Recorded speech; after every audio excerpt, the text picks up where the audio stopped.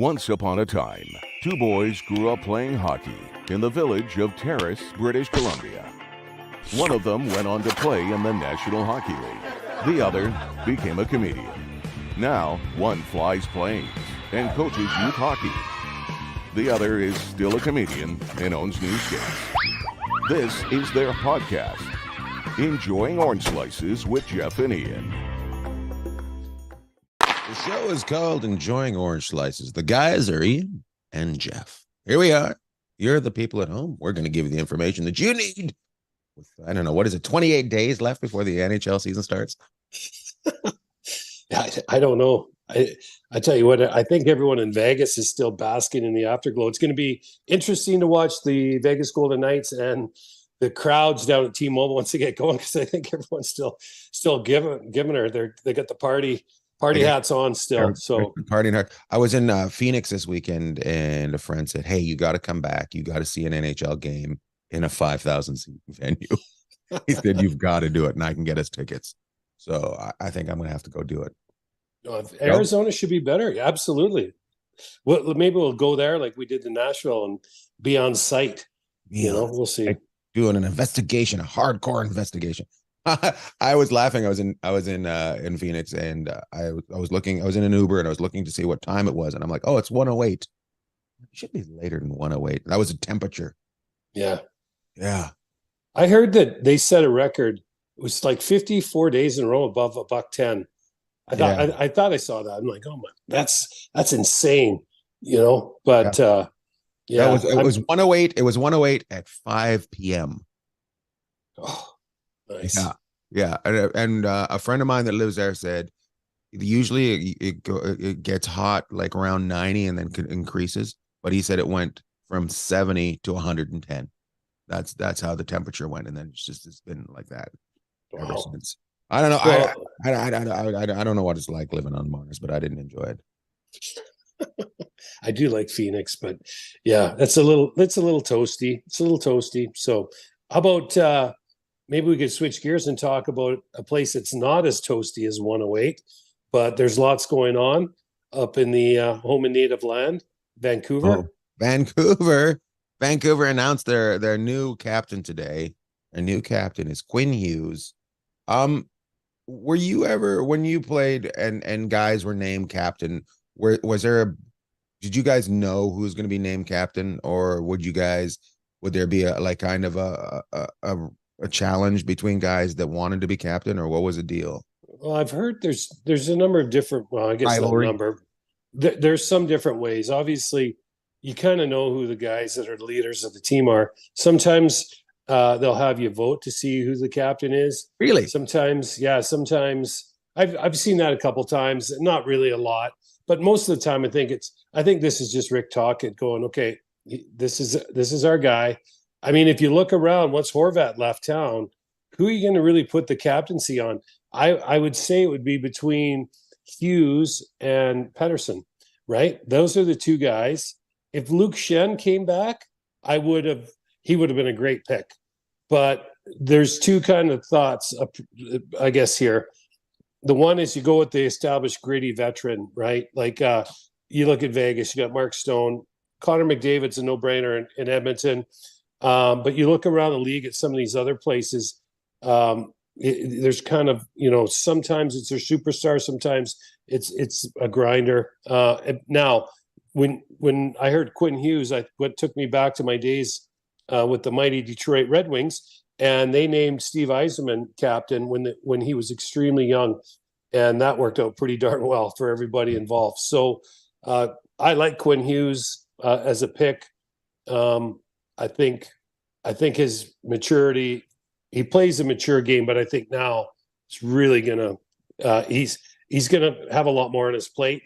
But he's a fantastic young guy. He seems like he comes from a great family, so I think he'll handle it just fine. When you played, which did you, or even now, which did you prefer? Did you prefer the in-your-face captain or the quiet captain? Like Stevie. Questions are awesome today. Yeah, that's a great question. Stevie Y was, he was a quiet, but he led by example. But when he needed to say something, he'd say it. remember, here's a guy that I think Stevie was, geez, I want to say he was either 20 or 21 when they named him captain. We had all these veterans. We had a really veteran laden team, a lot of vets. But he was the hardest worker. He just has that. There's a lot of similarities when you watch McDavid play with the way he's so he just it's never enough. He's always going for that next level. Yzerman was similar, and they both came in, both huge offensive players. Stevie, as he was in the league for a while, rounded out, so he did a little bit of everything. So I'd expect McDavid to kind of follow a similar path, but yeah, Stevie wasn't really your rah guy, but he was so intense. It was amazing. And I'm trying to think of some other guys. We had Gordy Dineen. The Dineen family is awesome. When I was in the minors in Utah, and Gordy was unbelievable. Now, Gordy wasn't, Gordy played a ton of games in NHL, had a lot of experience, hockey family experience. And his dad coached me when I was with Adirondack and Bill. And he was really, really calm. And Gordy was similar to that. But Gordy versus Stevie was really young. Gordy had all that experience when he was a captain in Utah when we won the Turner Cup. And so, yeah, it's kind of interesting. Sometimes you get a raw guy, like a guy that'll go run over some people and a kind of an energy guy.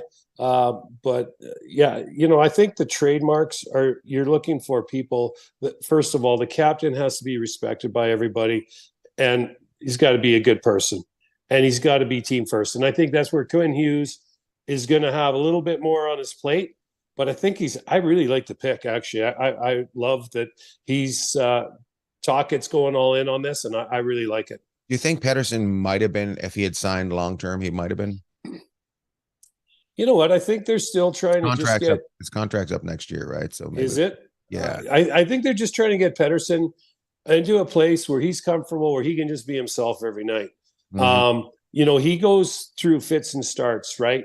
At the start of last season, like every scorer. Yeah, but he's such a dynamic player.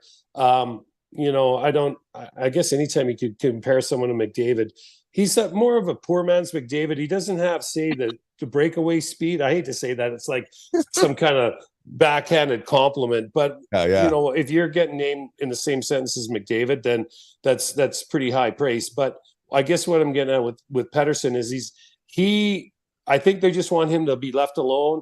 I think they want him to just grow his game, continue to on the pace he's on, that consistency. I think if he has really the kind of year that he's capable of, I think Pettersson's a 90 to 100 point guy this year, definitely over a point a game if he gets going. And the guys playing with him are having a good year. So just let him do his thing, and then let Hughes kind of grow into the captaincy. Nice. I like it. No guests today. Everybody's on vacation. The guys that we're trying to get going are on vacation, but we got some good guests coming up. I have a guy that's going to come on. He's in a book about the Red Wings. He was Gordie Howe's roommate. He's probably about 90 years old, but he's going to be a guest. He should have some good, interesting stories. Can you imagine being Gordie Howe's roommate at that time? And that's kind of like being the fifth Beatle, isn't it? Yeah. Yeah. It'd be like, doesn't matter what you do, you can't get out of the shadow. No. But you know what? Some people do really well in the shadow, and if it's about winning championships, right, people are just fine. His name's right beside Gordie's on the cup, right? So, yeah. There's no I in team. There is T and M. That's the classic line, right? When things aren't going well, guys start giving it to each other, and they're like, "There's no I in team, but there's definitely a me." That's fun. I had a nickel for every time I heard that when I played over the years. The guys were like, it was pretty funny. But that's the common chirp in hockey. So when things aren't going well for the team, they're like, "Come on, come on, come on." Let's continue down the captaincy. What's really? Let's explain what the point of the assistant captains are. We know what the captain is; he's your leader. But what are the assistants? Are they more for the coach to use to go back and forth with the referee? Well, I think, yeah, but I think, Still respect it. yeah, but they're very well respected. And another captain, I think, is just unbelievable, but kind of your quiet leader is Kopitar. But since you asked that question, let's lead into it. So you got Drew Doughty there. Drew Doughty would be a captain on many teams in the NHL. Petrangelo here in Vegas was a captain in St. Louis. Yeah. So you have these superstars that are such a big part of your team, and they help.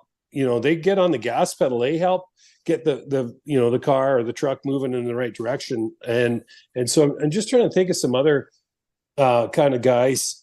You got a guy like Stamkos in Tampa. We got Hedman, who'd be a captain on a lot of teams. So I think, one of the things when you look at the successful teams, okay, so I'll give you an example of a guy that I like. Landeskog is kind of your, he's a little bit country, a little bit rock and roll. Like, he's got some hip hop in there. He can play any kind of game you want. So he'd be a little different pick than some of these other guys. But then you have Nathan McKinnon, Kel McCarr.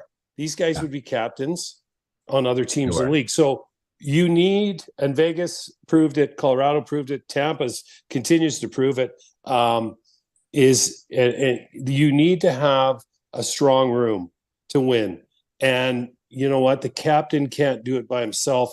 And, the strength in numbers is in hockey big time. And so you got guys like, I think I watch Vegas all the time. You got guys that don't even wear letters. It could be captains that are huge parts of the team, but they don't have a letter. I'll give you a guy like William Carrier in Vegas. He's revered by his teammates and the way he plays the game. That everyone loves him. And so just because you have a letter doesn't, there's other leaders on the team, but there's other leaders. Out so many. Yeah. Let's continue on the captain talk. Let's go to a team that we very rarely talk about. Let's talk about the Boston Bruins. And they had one of the biggest leaders ever of all times leave. Yeah. How do you replace that? You don't. You don't, because you lost Krejci and Bergeron. And, you go, well, what happens? Well, they lost Chara and they were able to continue on. Right. But as you start losing these guys over time, it really tests the depth of your organization, also tests your scouting and your general manager to be able to bring in players that can replace them. And you're not going to ask a guy to come out of the American League at 22 years old or junior and replace Patrice Bergeron. It's probably going to take 2 or 3 guys to replace what he did. But there's 15 to 20 minutes ice time. Probably, I guess he probably played 18. He got a little older, but let's just say now there's 15 to 20 minutes ice time that someone needs to play. So there's an opportunity. Krejci, I'm guessing probably around 12 to 14 minutes a night. So there's some more ice time. So this is a huge opportunity for someone in Boston. Not only, whoever, if they brought in some free agents, but also their young kids coming up through the organization. About 24 and a half an hour's worth of ice out there in Boston that's available. If you're a free agent and you see that, would that be something that would you go, hey, let's check there. Yeah, I think there's some free agents that kind of get to pick where they want to go. And nowadays, even if you're under contract, we've seen with Tkachuk and with Dubois, they've picked where they've wanted to go. Tkachuk obviously has been a home run in Florida and will continue to be. We'll see what Dubois does in Los Angeles. He's in there with, I really like their team. We like their coach. So he should be able to be in a position to help out. That's a great question, because sometimes you want to, like, the Rangers looked really good last year. And so they brought Patrick Kane in.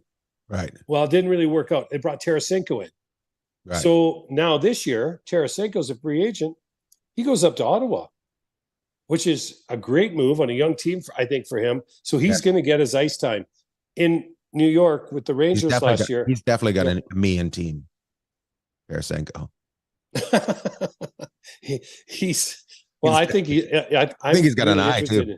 Yeah, he's got. If you can spell that name, actually, it's one of the easier Russian names to spell. But I'm not going to try. But at least we can say it. But I think he'll I'm interested to see what he does this year. I think he'll bounce back. But I guess what I'm saying is, if you can go to a team, I think he will. I Yeah. hate to interrupt, but I think he will, because if you really look at it, Ottawa's kind of got that feel before St. Louis got going, and that's when he shined.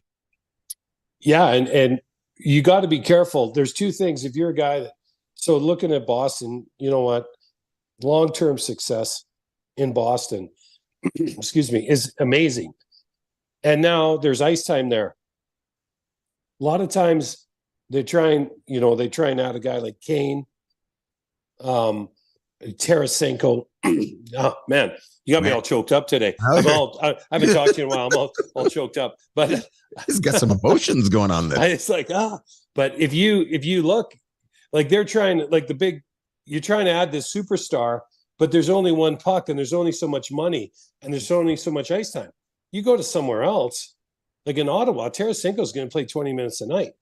Probably played 14 and 15, and right. So now he's getting another 5 minutes a night. Kane, wherever he decides to go, I'm sure he'll go with a contender. He might be happy playing a few less minutes a night, but I remember watching him play in Vegas 2 years ago. He had 28 minutes of ice time. So so I do think there's some appeal there. Obviously, if you kind of can pick your poison, you're going to want to go to a good team. But I'll give you an example of a team we talked about before we went on the air, Arizona. They did a really nice job of picking up some really complimentary, greasy, kind of gritty players. And I think Arizona is going to be pretty good this year. And that's a place, even though there's a lot of flux going on there, that a guy might want to look at. What division are they? It's Central. They're in the Central. So it's Dallas, Avalanche, right? Mm-hmm. Phoenix. Who are the other teams in that? Columbus is in the West for sure. So Columbus is just all encompassing the Western Conference. What's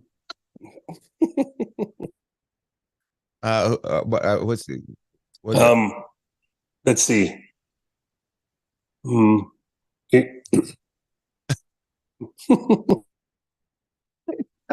I don't know what's going on today. I think I might be going down. Yeah, my finger's going up and down, trying to hit mute, so I can actually talk. Trying to hit 911. I need the clapper for 911. Remember the clapper? Clap your lights on and off. I need that for 911. So you got Winnipeg, Minnesota, Chicago, Dallas, Denver, or Colorado, and St. Louis and Arizona. So if you look at that division, supposedly Landeskog's going to be out all this year. But they've made some moves there in Colorado, so they're going to be good. Winnipeg will be competitive until they decide what they want to do. If they're going to clean house, it'll be interesting to see which way they go. But I think they've started to kind of change things around there, which is good. Chicago, you just don't know. I mean, there's a lot of energy with the young Bedard showing up there. Chicago could surprise some people just because there's a lot of energy behind the organization again. But you'd have to look and say Colorado and Dallas are your two front runners. And then I really like what Arizona did. I think they're going to be a lot harder team. I thought they played well last year. I think they're going to be even better this year. Or did I say Colorado? I meant Arizona. I think Arizona is going to be a pretty good team. Like who knows what happens, but I think they're gonna. I think they could do something interesting. They've been on the bottom so long that you got to get off the mat at some point, right? Well, the cool thing that's happened in Arizona, and I really like their coach. They re-upped him, and they just re-upped their general manager, Billy Armstrong. So and he even said as much. He goes, I came in, I got a chance to start this thing, and now I get a chance to see it through. And so, and I get to drive the trucks to Salt Lake City. Meanwhile, they're looking for any piece of land in the Phoenix area. So if you own a piece of property in Phoenix or around there, give the Coyotes a call because the owner's looking. Man, they really got to get going on this. I would say you got another year. You got this year and probably part of next year to get this thing done. Before they got to have an announcement this year on a building. Yeah. If they don't have a building this year, I say they're going. I don't know. I don't know if it's a midnight move, but it's for some reason I've got a feeling it's going to be like Baltimore when that team moves. You know what I mean, Well, the people in Tempe might be going over to help load the boxes because they shot down that they don't care, do they? yeah, they don't care. They don't, Can you imagine having a hockey arena and being so confident that you kick the hockey team out and just go, we're going to go with concerts. Thanks. Yeah, that's right. So you That's had Glendale and you got Glendale did That's that what to them. Glendale. We're good. We don't need hockey. Yeah, It's yeah. You know what? You guys are screwing up traffic. Yeah. Yeah, no, I agree. And then Tempe voted them down. So, I'm sure there's other places around there, but they got to get something going. Hopefully they do. I like what they've done with their team in spite of all of this. Mm-hmm. And so we'll see. Anyways, hey, I want to change gears. I know we're going to keep it short today. We're going to keep it short today. Brought to you by headygear.com. Go to headygear.com. Get yourself a great backpack. Here's a picture of it right here. Brian put in there. And use the code BAG. Get yourself a little discount. Get yourself a Christmas gift. Kids are going back to school, whatever. And everybody needs a backpack. Back to you, Jeff. Yeah, that was good. We should get some name tags. Name tag. Put on there. Yeah, get your name on there. So this week I found out yesterday, and some people that might know this, might not. So they are doing the promos for the season this week in Vegas. So all the superstars are coming in. Players? The superstars are, yeah, all the big names. Like, I'm pretty sure Connor McDavid's one of them. Yeah. Nate McKinnon's here. I'm sure McCarr's here. Obviously, I guess Eichel coming in to announce the name.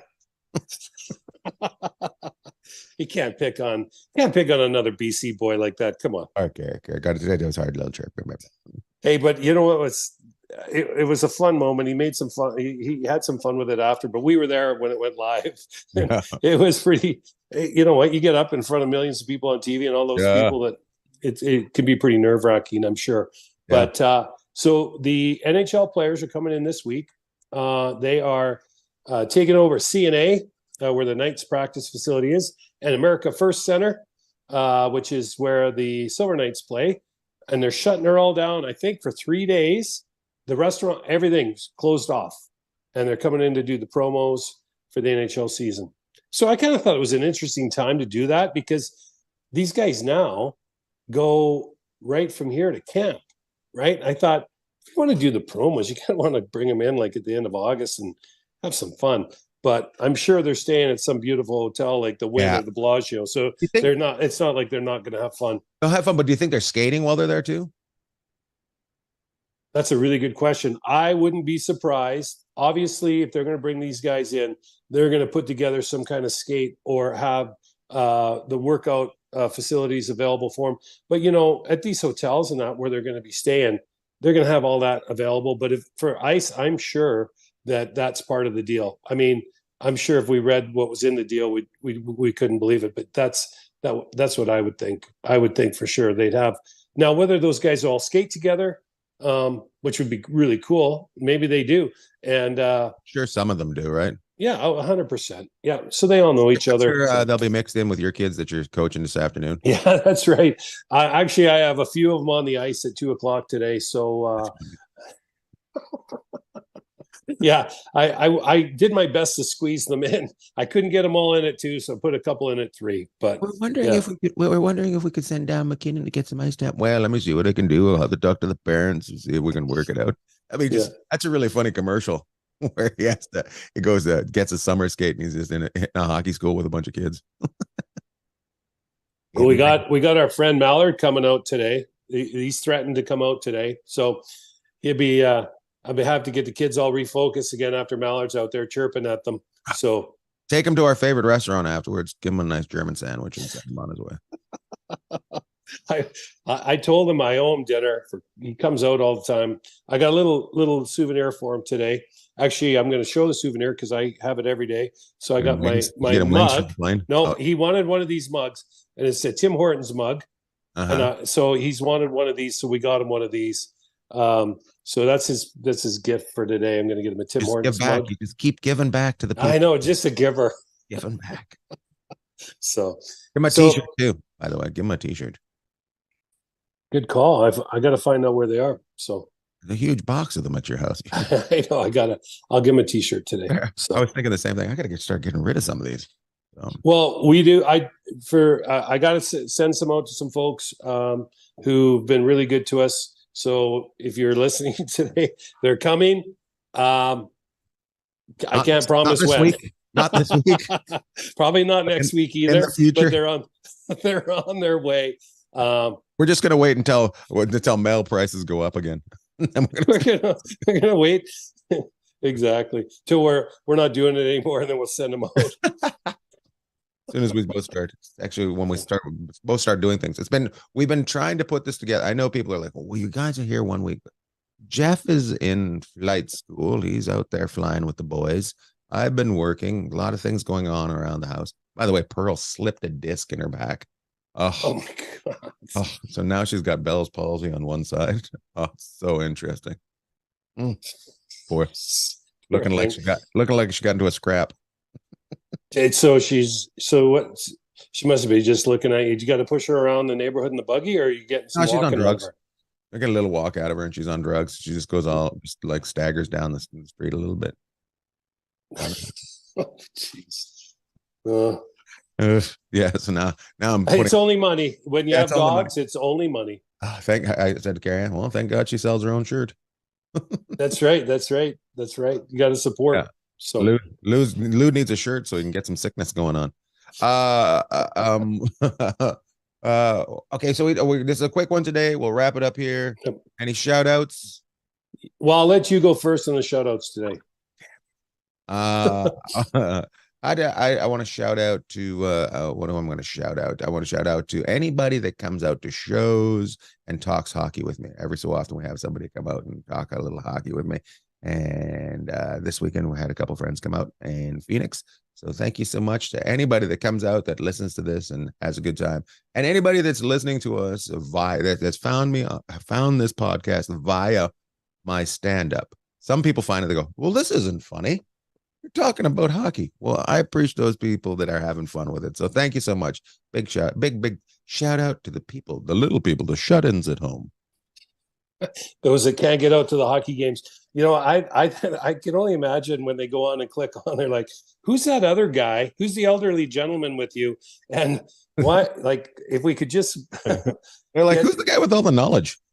They're like, just let Ian tell some jokes. Shut it. So, well, shut it. That's a good word. That's gonna be a T-shirt. Shut it.